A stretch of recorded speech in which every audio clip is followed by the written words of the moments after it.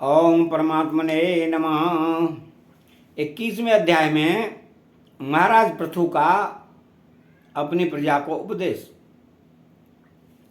तो मैत्रेय जी कहते हैं कि विदुर जी, उस समय महाराज पृथु का नगर सर्वत्र मोतियों की लड़ियों, फूलों की मालाओं, रंग बिरंगे वस्त्रों, सोने के दरवाजों और अत्यंत सुगंधित धूपों से सुशोभित था। उसकी गलियां, चौक और सड़कें चंदन और अर्गजे के जल से सींच दी गई थीं तथा उसे पुण्य, अक्षत फल, यवांकुर, खील और दीपक आदि मांगलिक द्रव्यों से सजाया गया था। वह ठौर ठौर पर रखे हुए फल फूल के गुच्छों से युक्त केले के खम्भों और सुपारी के पौधों से बड़ा ही मनोहर जान पड़ता था तथा सब ओर आम आदि वृक्षों के नवीन पत्तों की वंदनवारों से विभूषित था। जब महाराज ने नगर में प्रवेश किया तब दीपक, उपहार और अनेक प्रकार की मांगलिक सामग्री लिए हुए प्रजाजनों ने तथा मनोहर कुंडलों से सुशोभित सुंदरी कन्याओं ने उनकी आगवानी की। शंख और दुंदुभी आदि बाजे बजने लगे, ऋत्विजगण वेद ध्वनि करने लगे, वंदी जनों ने श्रुतिगान आरंभ कर दिया। यह सब देख और सुनकर भी उन्हें किसी प्रकार का अहंकार नहीं हुआ। इस प्रकार वीरवर पृथु ने राजमहल में प्रवेश किया। मार्ग में जहां तहां पुरवासी और देशवासियों ने उनका अभिनंदन किया।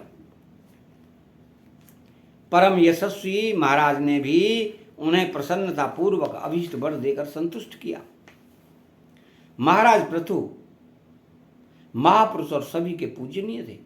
उन्होंने उसी प्रकार के अनेक उदार कर्म करते हुए पृथ्वी का शासन किया और अंत में अपने विपुल यश का विस्तार कर भगवान का परम पद प्राप्त किया।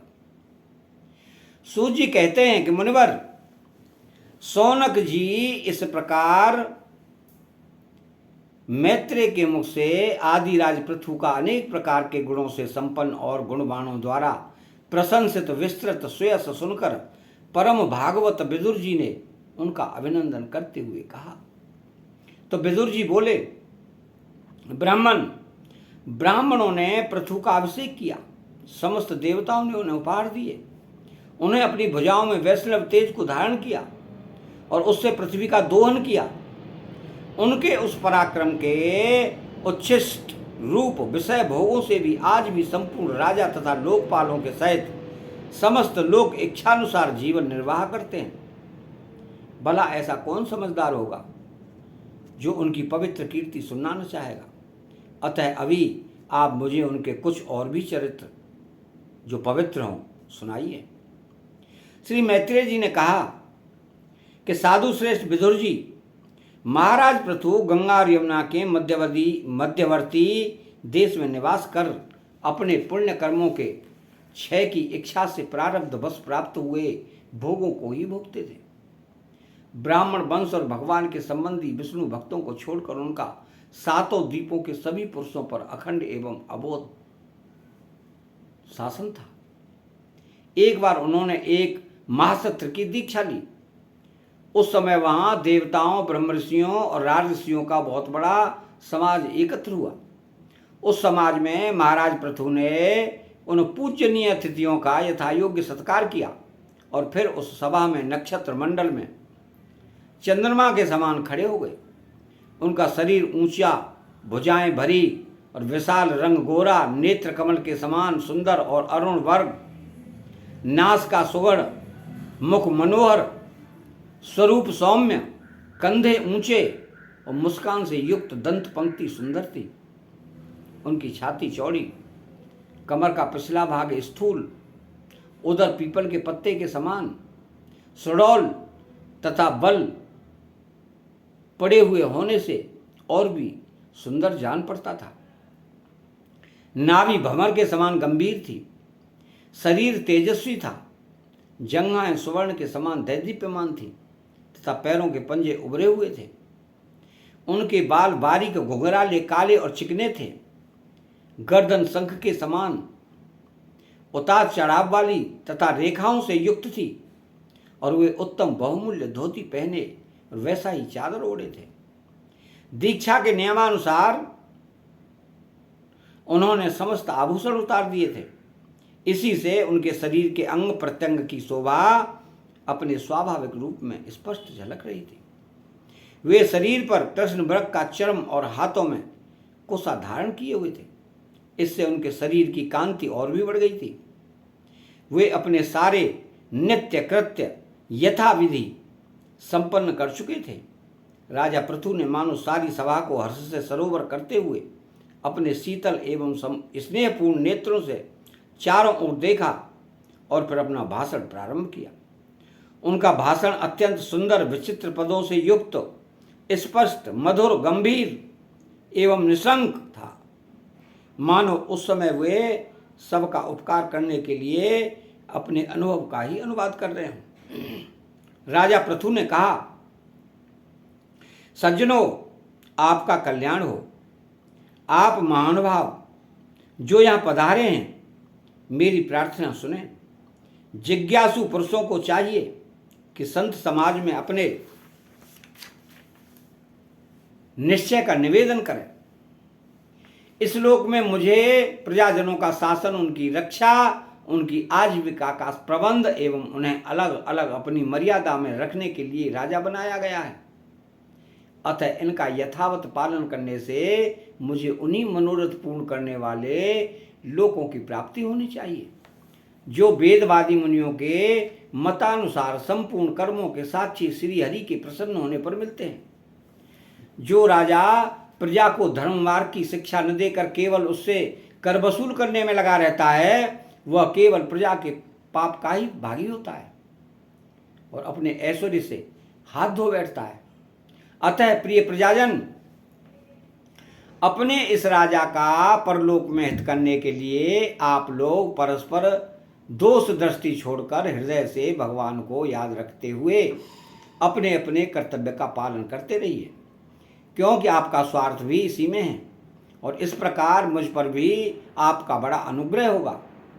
विशुद्ध चित्त देवता, पितर और महर्षिगण, आप भी मेरी इस प्रार्थना का अनुमोदन कीजिए, क्योंकि कोई भी कर्म हो, मरने के अनंतर उनके कर्ता, उपदेष्टा, समर्थक को उसका समान फल मिलता है।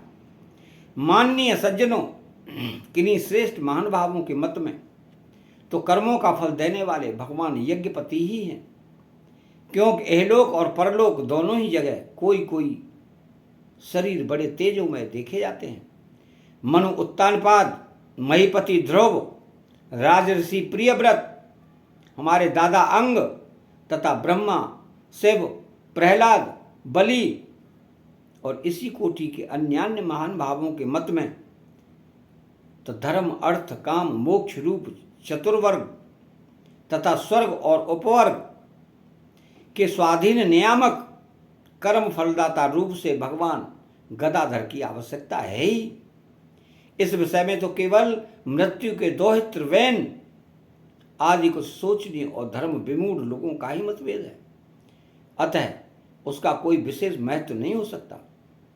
जिनके चरण कमलों की सेवा के लिए निरंतर बढ़ने वाली अभिलाषा उन्हीं के चरण नख से निकली हुई गंगा जी के समान संसार ताप से संतप्त जीवों के समस्त जन्मों के संचित मनोमल को तत्काल नष्ट कर देती है।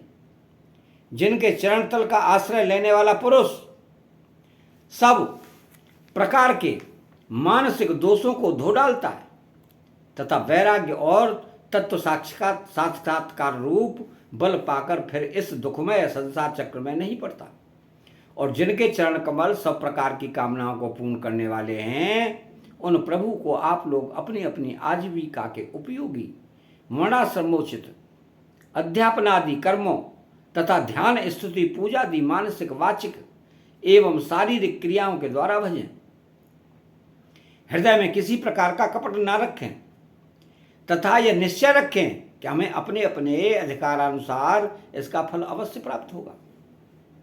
भगवान स्वरूपतः विशुद्ध, विज्ञान घन और समस्त विशेषणों से रहित हैं, किंतु इस कर्म मार्ग में जौ, चावल आदि विविध द्रव्य, शुक्लादि गुण, अवधात, कूटना आदि क्रिया एवं मंत्रों के द्वारा और अर्थ, आशय, संकल्प, लिंग, पदार्थ, शक्ति तथा ज्योतिराष्टोम आदि नामों से संपन्न होने वाले अनेक विशेषण युक्त यज्ञ के रूप में प्रकाशित होते हैं। जिस प्रकार एक ही अग्नि भिन्न भिन्न काष्ठों में उन्हीं के आकार आदि के अनुरूप भासती है, उसी प्रकार वे सर्वव्यापक प्रभु परमानंद स्वरूप होते हुए भी प्रकृति, काल, वासना और अदृष्ट से उत्पन्न हुए शरीर में विषयाकार बनी हुई बुद्धि में स्थित होकर उन यज्ञ यागादि क्रियाओं के फलस्वरूप से अनेक प्रकार के जान पड़ते हैं। अहो, इस पृथ्वी तल पर मेरे तो प्रजाजन यज्ञ भोक्ताओं के अधीश्वर सर्वगुरु श्री हरि का एकनिष्ठ भाव से अपने अपने धर्मों के द्वारा निरंतर पूजन करते हैं। वे मुझ पर बड़ी कृपा करते हैं। सहनशीलता, तपस्या और ज्ञान इन विशिष्ट विभूतियों के कारण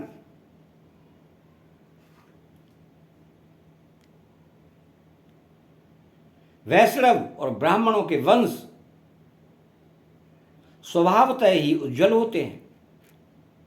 उन पर राजकुल का तेज, धन, ऐश्वर्य आदि समृद्धियों के कारण अपना प्रभाव न डालें। ब्रह्मादि समस्त महापुरुषों में अप्रगण्य ब्राह्मण भक्त पुराण पुरुष श्री हरि ने भी निरंतर इन्हीं के चरणों की वंदना करके अविचल लक्ष्मी और संसार को पवित्र करने वाली कीर्ति प्राप्त की है। आप लोग भगवान के लोक संग्रह रूप धर्म का पालन करने वाले हैं तथा सर्वांतर्यामी स्वयं प्रकाश ब्राह्मण प्रिय श्री हरि विप्र वंश की सेवा करने से ही परम संतुष्ट होते हैं। अतः आप सभी को सब प्रकार से विनय पूर्वक ब्राह्मण कुल की सेवा करनी चाहिए। इनकी नित्य सेवा करने से शीघ्र ही चित्त शुद्ध हो जाने के कारण मनुष्य स्वयं ही ज्ञान और अभ्यास आदि के बिना ही परम शांति रूप मोक्ष प्राप्त कर लेता है। अतः लोक में इन ब्राह्मणों से बढ़कर दूसरा कौन है जो भविष्य भोजी देवताओं का मुख हो सके। उपनिषदों के ज्ञान पूरक वचन एकमात्र जिनमें ही गतार्थ होते हैं, वे भगवान अनंत इंद्रादि यज्ञीय देवताओं के नाम से तत्वज्ञानियों द्वारा ब्राह्मणों के मुख में श्रद्धा पूर्वक हवन किए हुए पदार्थ को जैसे चाव से ग्रहण करते हैं, वैसे चेतना शून्य अग्नि में होमे हुए द्रव्य को नहीं ग्रहण करते। सभ्यगण, जिस प्रकार स्वच्छ दर्पण में प्रतिबिंब का भान होता है, उसी प्रकार जिससे इस संपूर्ण प्रपंच का ठीक ठीक ज्ञान होता है, उस नित्य शुद्ध और सनातन ब्रह्म वेद को जो परमार्थ तत्व की उपलब्धि के लिए श्रद्धा, तप, मंगलमय आचरण, स्वाध्याय विरोधी वार्तालाप के त्याग तथा संयम और समाधि के अभ्यास द्वारा धारण करते हैं, उन ब्राह्मणों के चरण कमलों की धूलि को मैं आयु पर्यंत अपने मुकुट पर धारण करूं, क्योंकि उसे सर्वदा सिर पर चढ़ाते रहने से मनुष्य के सारे पाप तत्काल नष्ट हो जाते हैं और संपूर्ण गुण उसकी सेवा करने लगते हैं। उस गुणवान शील संपन्न कृतज्ञ और गुरुजनों की सेवा करने वाले पुरुष के पास सारी संपदाएं अपने आप आ जाती हैं। अतः मेरी तो यही अभिलाषा है कि ब्राह्मण कुल गोवंश और भक्तों के सहित श्री भगवान मुझ पर सदा प्रसन्न रहे। श्री मैत्रेय जी कहते हैं कि भगवान पृथु का यह भाषण सुनकर देवता, पितर और ब्राह्मण आदि सभी साधुजन बड़े प्रसन्न हुए और साधु साधु यूं कहकर उनकी प्रशंसा करने लगे। उन्होंने कहा कि पुत्र के द्वारा पिता पुण्य लोगों को प्राप्त कर लेता है, यह श्रुति यथार्थ है। पापी वैन ब्राह्मणों के शाप से मारा गया था, फिर भी इनके पुण्य बल से उसका नरक से निस्तार हो गया। इसी प्रकार हिरण्यकशिपु भी भगवान की निंदा करने के कारण नरकों में गिरने वाला ही था कि अपने पुत्र प्रहलाद के प्रभाव से उन्हें पार कर गया।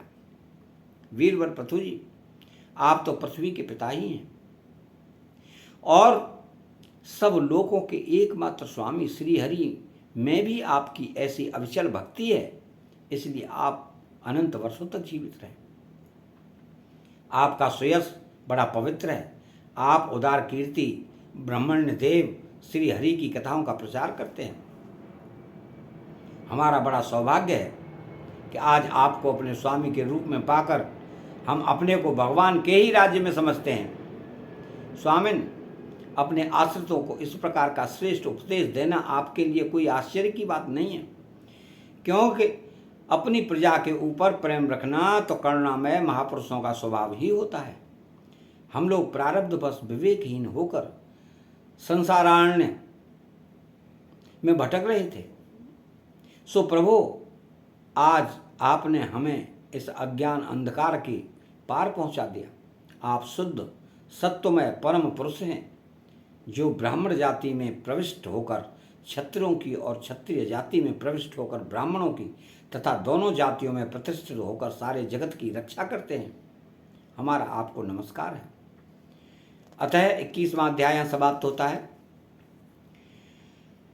चैनल को सब्सक्राइब करें, बेल आइकन घंटी को दबाएं और कमेंट बॉक्स में श्री राधे कृष्णा लिखें। जय श्री कृष्णा।